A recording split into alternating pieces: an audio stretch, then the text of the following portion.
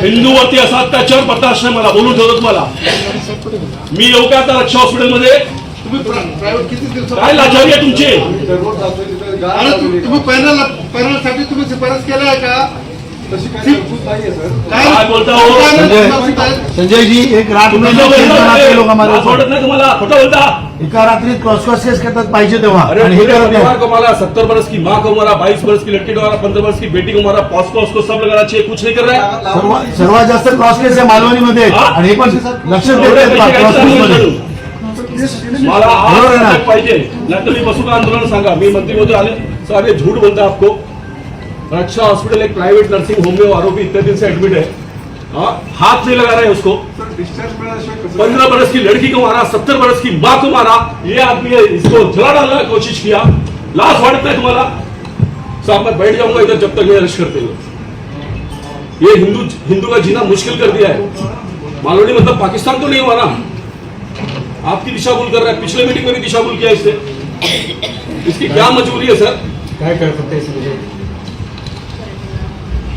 मला आत्ता अरेस्ट पाहिजे तो रक्षा हॉस्पिटल मधून. काय झालं सांगा. देखिए गोरेगाव डिव्हिजनचा आयसीपी आहे. मी ज्युडिशियल वेगळं आहे, तरी पण मी डीसीपी साहेबांशी बोलून. अब इस पूरे वीडियो में ये जो बोलने वाले शख्स हैं वो विधायक हैं उसी इलाके के, सम उपाध्याय करके, और बगल में एक मंत्री बैठे हुए हैं जो महाराष्ट्र सरकार के मंत्री हैं, और ठीक उसके बगल में पुलिस के आला अधिकारी हैं. विधायक साहब कह रहे हैं कि मैं धरने पर बैठ जाऊंगा अगर आरोपी की गिरफ्तारी नहीं होगी. आरोपी को गिरफ्तार नहीं करने के पीछे, उसको हाथ नहीं लगाने के पीछे इसकी मजबूरी क्या है? 15 वर्ष की बच्ची को मारा, एक और 22 वर्ष की लड़की को मारा, 70 वर्ष की मां को मारा, और ये जो लड़का है शायद उसका बेटा है या भाई है, जो भी है, उसको जलाने का प्रयास किया. किसने किया? अब ये वही इलाका है साहब जिस इलाके में फर्जी गवाह आए थे, जो रात के 12 बजे देखा था कि ऊपर से दिशा गिर रही है. वो सारे टेस्टिमोनियल हम लोगों के पास हैं जिसको कि कोर्ट में दिया गया है. अब इस पूरे इलाके में कह रहे हैं कि एक विशेष धर्म के कुछ गुंडों ने ये काम किया है और इस वजह से ये उसके ऊपर हाथ नहीं लगा रहा है. जो जिक्र किया जा रहा है पाकिस्तान का, तो इससे लगता है कि एक खास धर्म के बारे में वो बोल रहे हैं. वो जो आरोपी है वो खास वर्ग विशेष के हैं, खास संप्रदाय के हैं. धर्म की बात कहना ठीक नहीं है, खास संप्रदाय के हैं. और उस संप्रदाय विशेष के व्यक्ति ने जिसके ऊपर हमला किया है वो हिंदू है. तो ये विधायक जी कह रहे हैं कि हिंदुओं के ऊपर हो रहे अत्याचार को अब हम बहुत लंबे समय तक नहीं बर्दाश्त करेंगे. और आपकी तुम्हारी मजबूरी क्या है?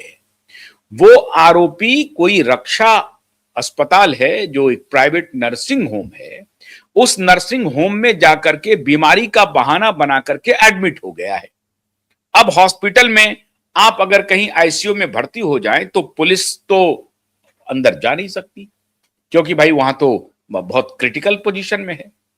यही कह रहा है कि रक्षा हॉस्पिटल एक प्राइवेट नर्सिंग होम है, कोई सरकारी हॉस्पिटल नहीं है. वो प्राइवेट नर्सिंग होम में हो सकता है वो अपराध करने के बाद पुलिस की गिरफ्तारी से बचने के लिए आराम से उस नर्सिंग होम में जाकर के एडमिट हो गया हो, और वो प्राइवेट नर्सिंग होम वाले को पैसे दे दिए हों, और प्राइवेट नर्सिंग होम वाले जैसे ही पुलिस वाले वहां पर जाते होंगे उनको बोलते होंगे कि नहीं साहब ये अभी बीमार है, उनकी सिचुएशन ठीक नहीं है, वो ठीक होगा तो हम आपको छोड़ देंगे.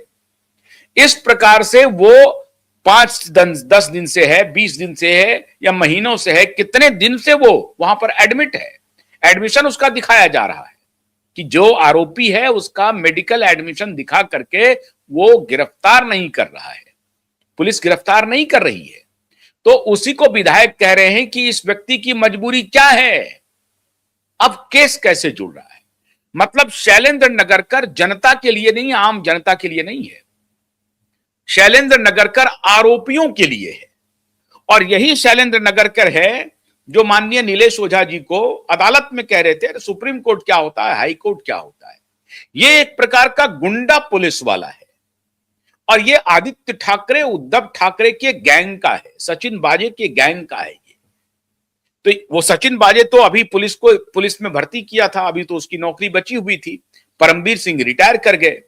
तो सचिन बाजे के गैंग का ही ये शख्स है शैलेंद्र नगरकर।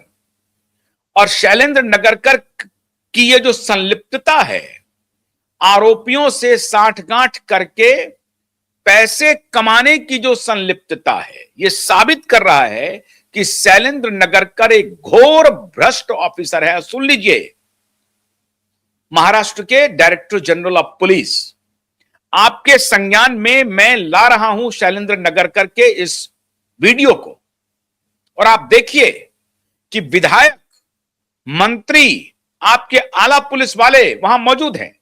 क्या है, सही बात है, गलत है, यह आपको देखने का काम है। हो सकता है कि विधायक जी झूठ बोल रहे हो सकता है कि आपके मंत्री जी झूठ बोल रहे हो और दबाव बना रहे हो उनके ऊपर। तो अगर दबाव बना रहे हो तो शैलेंद्र नगरकर ने जवाब क्यों नहीं दिया? शैलेंद्र नगरकर चुपचाप सुन रहा है। चुपचाप सुनने की वजह क्या है? विधायक जी कह रहे हैं कि शैलेंद्र नगरकर की मजबूरी क्या है, वो गिरफ्तार क्यों नहीं कर रहा है, और ये उस पर जवाब नहीं दे रहा है।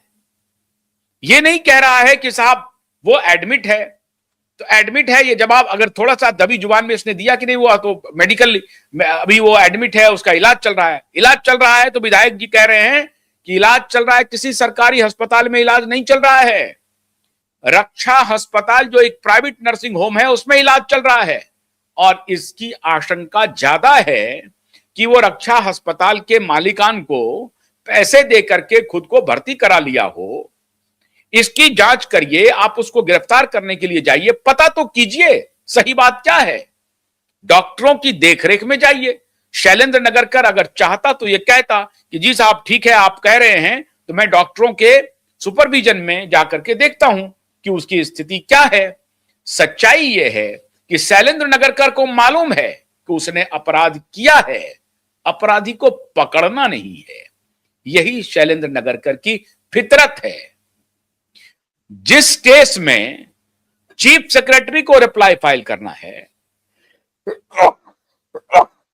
माफ कीजिएगा, जिस केस में मुंबई पुलिस कमिश्नर को रिप्लाई फाइल करना है, एडिशनल चीफ सेक्रेटरी को रिप्लाई फाइल करना है, मालवानी पुलिस स्टेशन से कूद करके यह शैलेंद्र नगरकर जाकर के रिप्लाई फाइल करता है। और रिप्लाई फाइल करने पर जब अदालत पूछती है तो उसका जवाब देने के लिए यह समय की मांग करता है। इसके वकील, जो सरकारी वकील है, वो बार बार एडजर्नमेंट मांग रही है, बार बार पब्लिक प्रोसिक्यूटर, और बहाना लगा रही है कि कभी कह रही है कि सीसीटीवी फुटेज को हमने भेजा है फॉरेंसिक ऑडिट के लिए, इसलिए हमको थोड़ा सा वक्त दे दीजिए, 2 महीने का वक्त दीजिए। और हमेशा ये 4 सप्ताह से नीचे का वक्त नहीं मांगता है। वैसे तो 2 महीने का मांगता था, लेकिन अब आ गया है 1 महीने 4 सप्ताह का वक्त मांगता है। ये टाइम बाई कर रहा है, और इसी टाइम बाई के बहाने इसकी पूरी संभावना है कि ये आरोपियों से पैसे खा रहा हो, ये भ्रष्टाचार कर रहा हो पूरे ब्रॉड डे एंड लाइट में। और ये अदालत के संज्ञान में मैं इसलिए ला रहा हूं कि इस शख्स को पहचान लीजिए। मुंबई का एक विधायक, महाराष्ट्र सरकार का मंत्री, पुलिस का एक अधिकारी, उसके सामने में ये वीडियो सबके सामने आ रहा है और शैलेंद्र नगरकर चुप्पी मार करके बैठा हुआ है। इससे साबित होता है कि शैलेंद्र नगरकर एक आला दर्जे का भ्रष्ट नहीं, भ्रष्टतम पुलिस ऑफिसर है, और उसकी अविलंब गिरफ्तारी होनी चाहिए। इसीलिए मैं महाराष्ट्र के डायरेक्टर जनरल ऑफ पुलिस दाते साहब से आग्रह कर रहा हूं कि इस शख्स का अविलंब गिरफ्तारी कीजिए। और दूसरी बात, हमारे मुख्यमंत्री, गृह मंत्री भी हैं, आपको इसी तरह के ऑफिसर चाहिए क्या महाराष्ट्र चलाने के लिए? इस तरह के ऑफिसर जो आपके विधायक की बात नहीं सुनता हो, जो आपके मंत्री की बात नहीं सुनता हो। आपके विधायक कह रहे हैं कि ये हम पाकिस्तान में रह रहे हैं क्या? ये मैं नहीं कह रहा हूं, आपके विधायक कह रहे हैं। और आपके विधायक आपके मंत्री के सामने कह रहे हैं कि एक संप्रदाय विशेष के व्यक्ति के साथ इस व्यक्ति की कोई सांठगांठ है क्या? उससे इस व्यक्ति ने पैसे खाए हैं क्या? साफ कह रहा है कि इसकी मजबूरी क्या है, यह आरोपी को गिरफ्तार क्यों नहीं कर रहा है? नहीं कर रहा है तो देवेंद्र फडणवीस जी को उनके संज्ञान में मैं ला रहा हूं। तो माननीय देवेंद्र फडणवीस जी, आपके संज्ञान में ला रहा हूं, ये शैलेंद्र नगरकर जिसने दिशा केस में रिप्लाई फाइल किया है, उसकी इंटीग्रिटी पूरे संदेह के घेरे में है। वो एक फर्जी आदमी है, वो एक कंप्लीट भ्रष्टाचारी है, जिसको अदालत का भी डर नहीं है।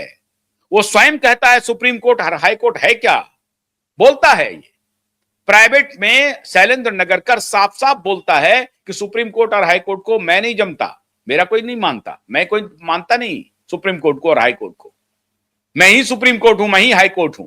जिसको विधायक और मंत्री सरेआम लोगों के सामने डरा रहे हैं, कह रहे हैं, उनको एक प्रकार से भला बुरा कह रहे हैं, उनको कह रहे हैं कि तुम्हारी मजबूरी क्या है, तुम क्यों नहीं अरेस्ट कर रहे हो। ये गिरफ्तार करता ही नहीं है, ये इंक्वायरी करता ही नहीं है, आरोपी से ही मिल जाता है। जो पीड़ित होता है उस पीड़ित को ये परेशान करता है और आरोपी को ये आसमान पर बिठाता है, आरोपियों को ये मदद करता है। ऐसे चलेगी महाराष्ट्र की पुलिसिंग माननीय देवेंद्र फडणवीस जी। आपके लिए छोटा मामला होगा क्योंकि बड़ी बड़ी चीज आप कर रहे हैं ना, आजकल महाराष्ट्र चला रहे हैं, ये चला रहे हैं, सीजन्ड पॉलिटिशियन हो गए हैं, बड़ी अच्छी बात है। लेकिन ऐसे पुलिस वालों, आप तो होम मिनिस्टर हैं, ऐसे पुलिस वालों को आप अपने महकमे में रखे हुए हैं जिसे आपके विधायक और आपके मंत्री ही कोस रहे हैं। अब तो जगिए माननीय देवेंद्र फडणवीस जी। दिशा केस में पूरी तरह से यह व्यक्ति आरोपी से मिल करके साठगांठ करके गलत एफिडेविट दे रहा है और अब यह पूरी तरह से एक्सपोज हो गया है कि यह पुलिस ऑफिसर सांगो पांग सर से लेकर पांव तक महान भ्रष्टाचार में लिप्त है। इस व्यक्ति को इमीडिएटली गिरफ्तार करना चाहिए, इसको सर्विस से बेदखल करना चाहिए, मुअत्तल करना चाहिए, बर्खास्त करना चाहिए ऐसे पुलिस ऑफिसर को। अब तो आपके विधायक मंत्री ने आपको कह दिया है, करना आपको है। लेकिन अगर हमारे इस कार्यक्रम को माननीय अदालत देख रहे हो, जो मैं चाहता हूं कि माननीय अदालत देखे, 20 जनवरी को देखें और 13 जनवरी वाले भी देखें कि कैसे पुलिस वाले इन्वेस्टिगेशन करते हैं, कैसे पुलिस वाले आरोपी को बचाते हैं और विक्टिम को ही प्रताड़ित करते हैं। यह आपके लिए आई ओपनर है, आई ओपनर। अब कहते हैं ना, नियति क्या कर सकती है, नियति के सामने सब बौने हो जाते हैं। तो शैलेंद्र नगरकर के दिन अब गिनती के हैं। शैलेंद्र नगरकर के ऊपर जो हथौड़ा चलने वाला है उसका बस इंतजार कीजिए 20 जनवरी का।